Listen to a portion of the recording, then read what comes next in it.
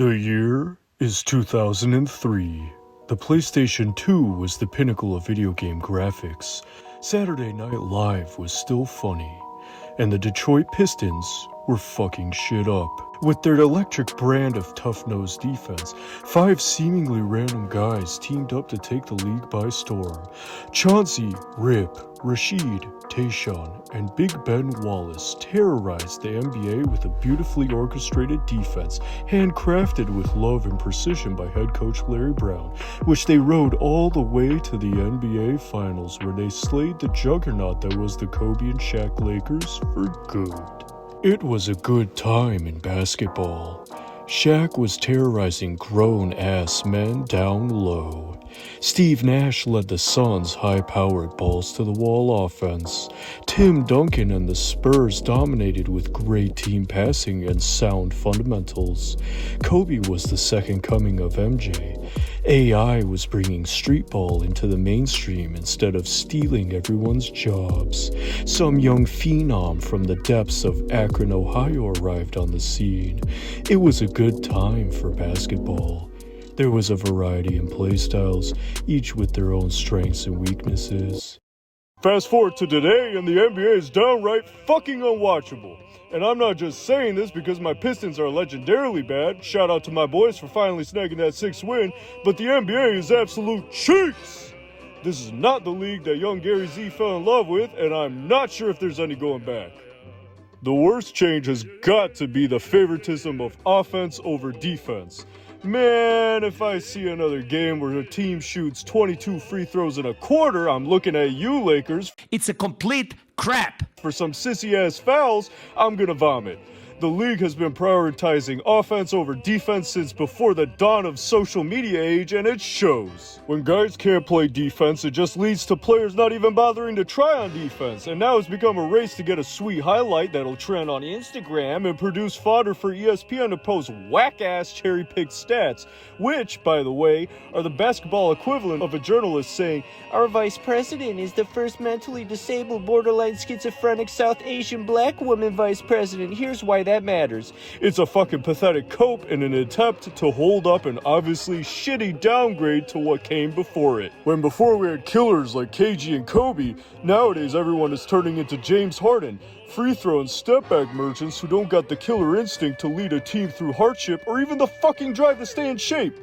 Like, how many NBA players are or have been fucking ineligible to play over some bullshit like getting too fat or being too mentally weak or having, to be generous, behavioral issues? Ben Simmons is the poster child for the rot in the NBA.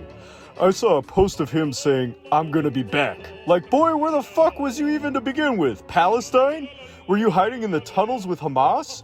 You've played so little that I'm beginning to think that you let yourself get taken hostage by the cartels and refuse to pay your own ransom just so that you don't have to suit up. And I know Zion's fat ass would be right there with you if they got a buffet set up, and Ja was probably already at the complimentary shooting range when the plane touched down. And that leads to another gripe I have with these fucking people.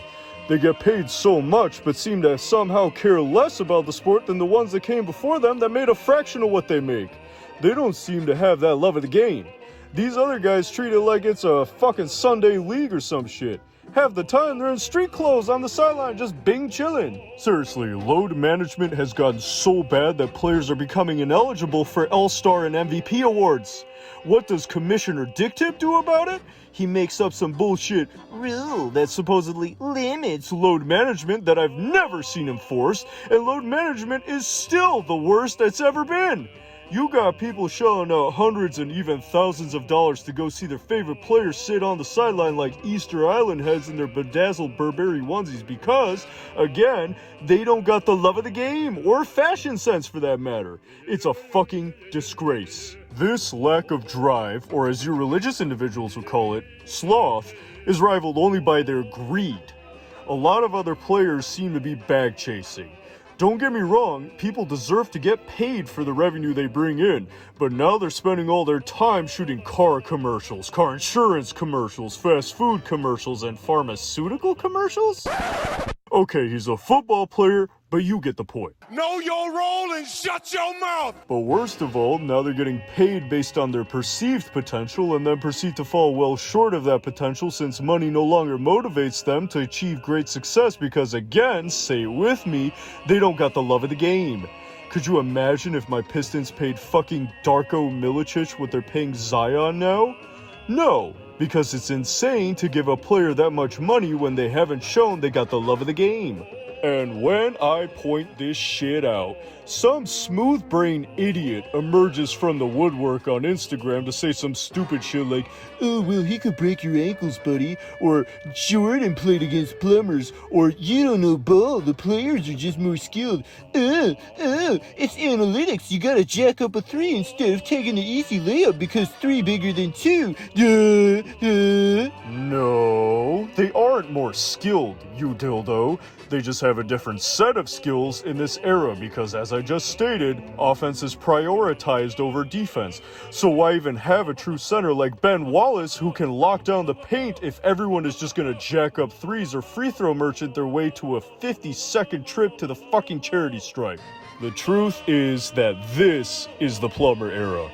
These guys have a limited skill set on defense and shaky fundamentals.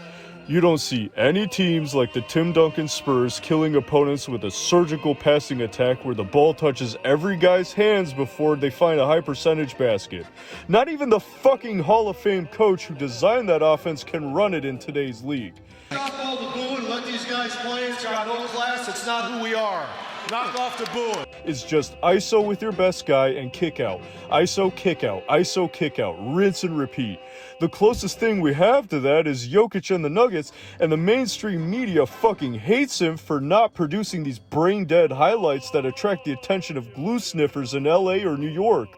I am going to reiterate that this is the Plumber era. Case in point, it is a fact that the 2023-24 season is the highest scoring season since the 1969-70 season. The 60s were the highest scoring decade by far, and guess who was dominating the league at that time? That's right, Wilt Chamberlain.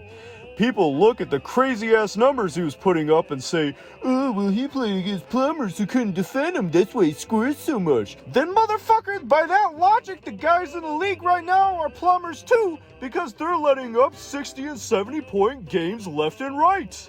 I'm tired of all the neck breathers on social media acting like the modern NBA is God's greatest gift to humanity since that enzyme that allows white people to break down lactose without sharding themselves. Motherfuckers have eyes, and when I use my eyes to see the evidence in front of me, it becomes clear that the NBA now has become a sissy-ass league. I could go on and make many more points, but I'm gonna stop it there because I'm back in Michigan sitting in a closet in my parents' basement about to give myself a hernia just talking about it.